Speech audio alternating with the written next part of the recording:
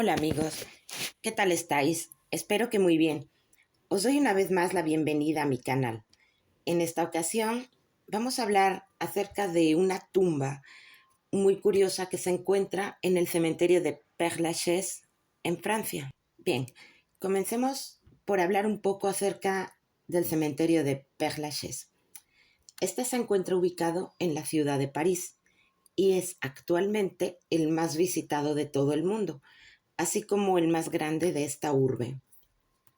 Se encuentra ubicado en el número 16 de la Rue du Repos, en el 20º distrito, y este camposanto recibe su nombre como un homenaje a François de la Chaise, quien fue el confesor del rey Luis XIV.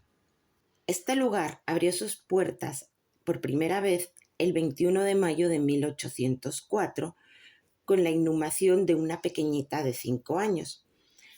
Actualmente, el panteón tiene una extensión de 44 hectáreas y cuenta con más de 70.000 concesiones funerarias.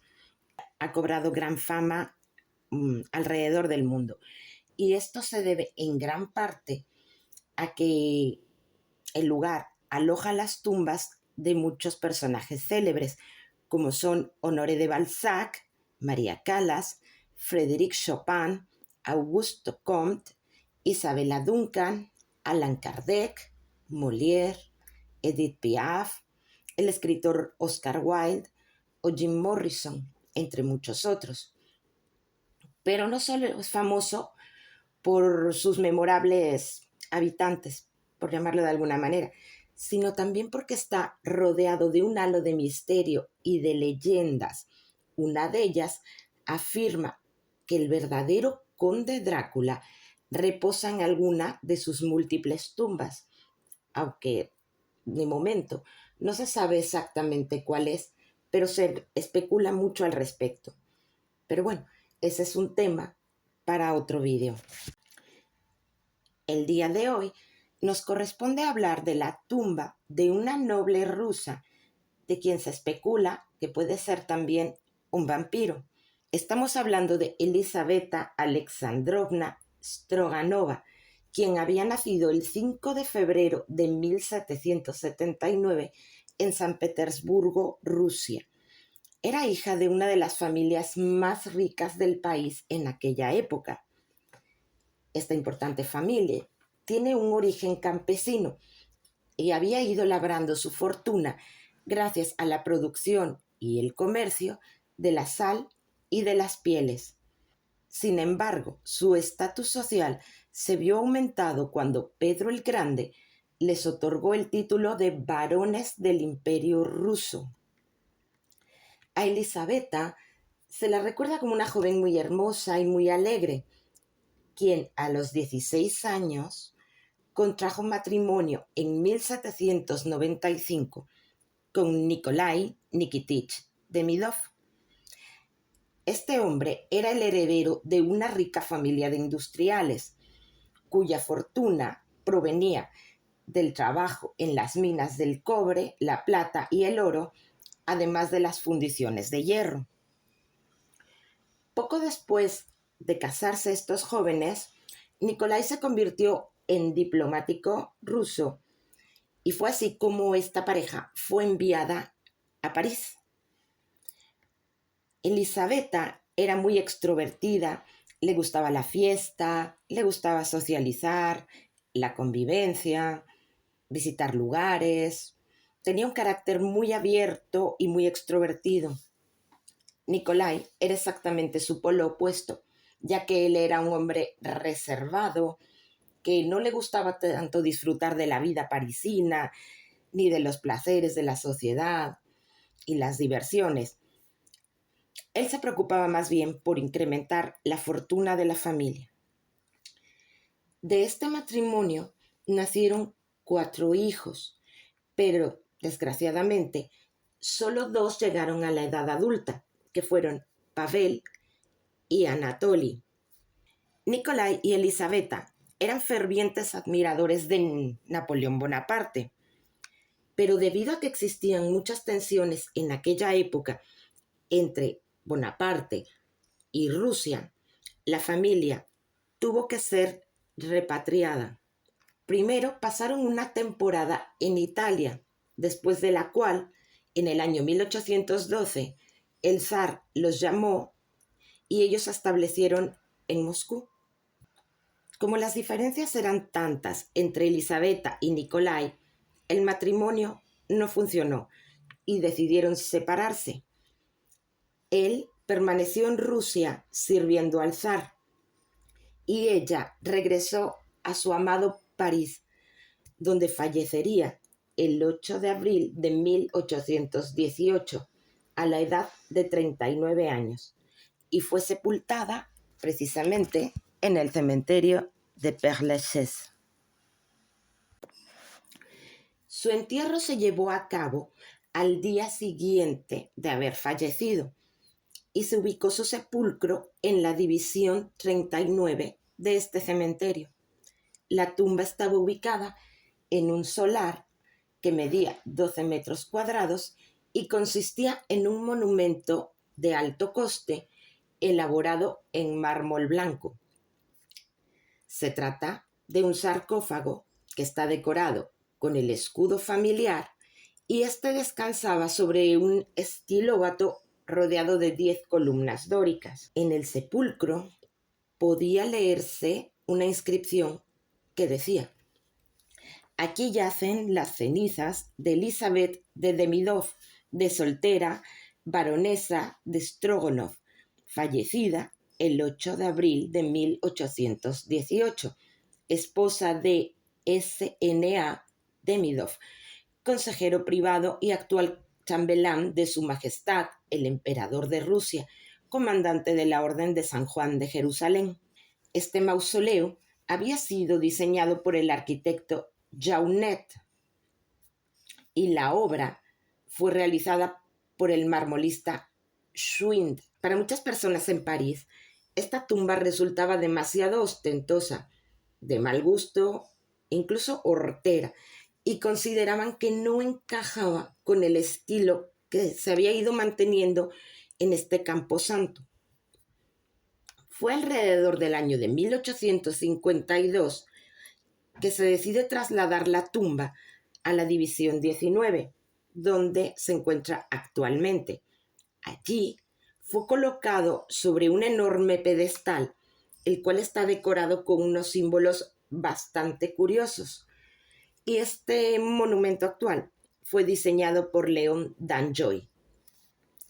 La inscripción que tenía anteriormente desapareció, pero en su lugar se colocó otra que dice: aquí reposan las cenizas de Elizabeth de Demidov, nacida baronesa de Strogonov, fallecida el 8 de abril de 1818. Hoy en día, para quien visite el cementerio de Père-Lachaise, esta tumba resulta la más impresionante y la más imponente de todo el camposanto. No solo por lo ostentosa que es, sino también por su ubicación y la elevación en la que se encuentra. Hasta la fecha, se desconoce cuál ha sido el verdadero motivo para cambiarla de lugar, pero se han elaborado diferentes hipótesis, aunque la más difundida es que se hizo para convertirlo en un mausoleo familiar. Si el sepulcro resulta ya un poco extraño por la simbología y los grabados que tiene, aún resulta un poco más, si esto es posible, gracias a una leyenda que circula en torno al monumento. La leyenda ha sido muy extendida y esta afirma que Elisabetta, antes de morir, dejó un extraño testamento. Supuestamente, el documento estipulaba que aquella persona que fuese capaz de pasar un año y un día dentro de la tumba de la baronesa heredaría una cuantiosa fortuna, que en aquella época correspondía a 1.000.000 de francos. Pero no era tan sencillo, ya que existían 3 cláusulas. La primera estipulaba que el voluntario no podía salir de la tumba más que 1 hora al día. Sus alimentos le serían llevados puntualmente por un sirviente que también se encargaría de recoger y limpiar los desechos. La segunda cláusula especificaba que quien pernoctara y, viviese en la tumba de la baronesa tenía estrictamente prohibido mantener cualquier tipo de contacto con nadie, ni familiares, ni amigos, nadie, ninguna persona. Tenía prohibido recibir visitas y, es más, hasta escuchar música o la radio o noticias. Pero sí que se le permitía leer libros o periódicos. Y por último, la tercera cláusula especificaba que aquel que estuviera dentro de la tumba debía mantener el mayor silencio posible durante su estancia. Se cuenta que hubo varios voluntarios dispuestos a intentar cumplir con el reto, pero ninguno de ellos lo consiguió. La tradición popular afirma que ya fuese en la primera noche o pocas después, todos, por algún motivo, salieron huyendo. Algunos terminaron al borde de la locura o incluso ingresados en psiquiátricos. Otros se suicidaron o murieron de miedo. Y algunos más terminaron con traumas irreversibles. ¿Qué pasó en el interior de ese sepulcro? ¿Qué ocurrió para que todos los que lo intentaron terminasen de estas maneras tan trágicas? Con el paso del tiempo, las especulaciones en torno al sepulcro fueron creciendo más y más. Comenzó a decirse que allí habitaba algo vivo, quizás un vampiro, y también se llegó a decir que en ese lugar existía un portal que llevaba hasta el mismísimo infierno. Según se cree, hasta la fecha, todavía siguen llegando cartas de interesados en realizar esta macabra empresa, pero todas son ignoradas y relegadas al olvido. En el año de 1917, Karl Hans Strobel retoma esta leyenda y publica el relato El mausoleo de Père Lachaise, que lo incluye en su libro Lemuria. En esta historia nos habla de un hombre que acepta el desafío, pero descubre que está bajo el influjo de un vampiro. La leyenda del extraño reto de la tumba de la baronesa no solo se quedó en el boca a boca ni en la tradición oral, sino que también saltó a la prensa internacional. Chris Goodyear, en su libro Victoriano de los Muertos, menciona que la primera referencia escrita aparece el 25 de octubre de 1893 en el Chicago Daily Tribune. En este artículo mencionaba literalmente que hace 5 años una princesa rusa murió dejando una gran fortuna. Y el artículo continúa ofreciendo detalles e incluso hablaba de que la baronesa estaba sepultada en un ataúd de cristal. Si nos fiamos de este diario, querría decir entonces que la baronesa falleció en 1888, cuando esto es mentira, ya que murió en 1818. Y, es decir, que llevaba 70 años muerta. Pero este periódico no fue el único. Otros diarios también decidieron hacerse eco de la leyenda. Uno de ellos fue el Chicago Sunday Herald, en el cual se publicó una historia similar el día 15 de noviembre de 1893. Todos estos artículos provocaron una oleada de cartas desde diferentes países del mundo. Y así fue que todo tipo de personas, de todas clases sociales, nacionalidades, características, decidieron postularse para cumplir con este extraño reto. Todos querían ganar el 1.000.000 de francos. Uno de los solicitantes de los que se tiene constancia era el estadounidense J.H. Davis, en cuya carta escrita el 29 de noviembre de 1893 adjuntaba el recorte de una nota periodística. La prensa, quien en principio se había dedicado a difundir la leyenda, posteriormente se enfocó en denunciar el fraude. Entre los rotativos que lo denunciaban estaban el San Francisco Morning Call y el Boston Herald, además del New Zealand Herald. Tenían que detener a toda costa la oleada de solicitudes que no paraban llegar desde todos los confines del ancho mundo. El día 2 de noviembre de 1896, el periódico Le Temps describía la historia como una leyenda morbosa y para ello el periodista Adolphe Brisson entrevistó al comisario del cementerio. Se sabe que actualmente, de todas las cartas que llegaron, en el archivo de París solamente se conservan 6 de solicitantes de 5 países diferentes, escritas todas en el año de 1893. Hablemos ahora un poquito de la simbología que podemos ver en esta tumba. Han sido muchos investigadores, entre ellos el famoso vampirólogo francés Jacques Sergent, quienes consideran que en el mausoleo de la baronesa Stroganova existe un montón de simbología vampírica. En primer lugar tenemos su ubicación, que está sobre el callejón de las acacias. La acacia es una planta que representa la resurrección y la inmortalidad, por un lado. Pero por otro, también tiene un significado muy especial para algunas sociedades secretas, como la masonería, para quienes la acacia es un símbolo muy recurrente. Además, detrás del monumento pasa el llamado Camino del Dragón, que según Sergent es una de las pistas a seguir para llegar a la tumba de Drácula. Recordemos que estamos hablando de Vlad Tepes, quien era conocido como Draculea, que en rumano significa hijo del dragón.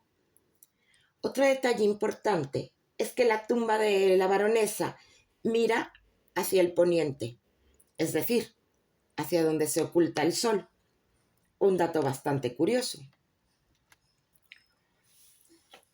Otro símbolo que mencionan los investigadores es que encontramos en torno a la baronesa y al sepulcro de manera muy recurrente el número 888. Este número es el que se asocia a los vampiros, pero también el 8, cuando lo giramos, tenemos el símbolo del infinito, que también representa el famoso símbolo griego Ouroboros, mejor conocido como la serpiente que se muerde la cola. Este elemento es muy común en las tradiciones ocultistas. Y bueno, podemos destacar que en la primera referencia periodística de la leyenda se menciona que la baronesa Stroganova falleció en 1888. Podemos ver otra vez el símbolo 888. ¿Será casualidad? Por otro lado, encontramos en la tumba también grabados de martillos y de comadrejas. Algunas personas aseguran que estos símbolos son una representación de la fuente de los ingresos de la familia. Recordemos que los Stroganov se dedicaban al comercio de las pieles. Podemos pensar que por la parte del martillo podría ser. Suena lógico, pero ¿y qué hay de la comadreja? No sé yo si en aquella época se estilaba y comerciar con bolsos, billeteras, zapatos o cinturones hechos de piel de comadreja. No lo creo, suena un poco inverosímil. Pero debemos recordar que la comadreja Es un animalito al que se asocia con la noche, con la sangre, y en algunas tradiciones se la representa como la guía en el inframundo. Este significado tiene un poco más de sentido para tratar de descifrar lo que se esconde o lo que se quiere tratar de decir en el mausoleo de Elisabetta. Pero estos no son los únicos símbolos. Hay más. Destaca que en el mausoleo podemos encontrar varias cabezas de lobo mirando hacia abajo, como si fueran una especie de gárgolas. Bueno, todos sabemos la asociación que tienen los lobos con los vampiros. En una parte del mausoleo podemos ver, de gran tamaño, labrado el escudo familiar, el cual está colocado como si fuese una especie de medallón, y esta nos recordaría un poquito a lo que es el péndulo de un reloj. Esto puede ser que sea una especie de guiño a lo que es el paso del tiempo. Además, si observamos atentamente, podemos notar que esta tumba está flanqueada por 4 antorchas que evocan la llama eterna. Para los cristianos, la llama eterna simboliza el fin de la vida terrenal, pero para los miembros de algunas sociedades secretas, su significado puede resultar más oscuro e inquietante. Existen muchos testimonios de personas que han visitado la tumba de Elisabetta y mencionan haberse sentido mal estando ahí. Ellos afirman haber experimentado una profunda sensación de vacío, de soledad, además de un fuerte deseo de alejarse de ese lugar. Como podemos ver, este mausoleo está repleto de una simbología curiosa y extraña. Quizás se trate de algún tipo de mensaje oculto destinado únicamente a aquellos iniciados que saben ver y saben entender. Lo que es muy curioso es que no existe rastro del supuesto testamento ni menciones a esta leyenda anteriores al año 1893, pero la tradición popular afirma que la leyenda se extendió poco después de la muerte de Elisabetta. ¿Es que acaso se habrán hecho desaparecer algunos de estos documentos?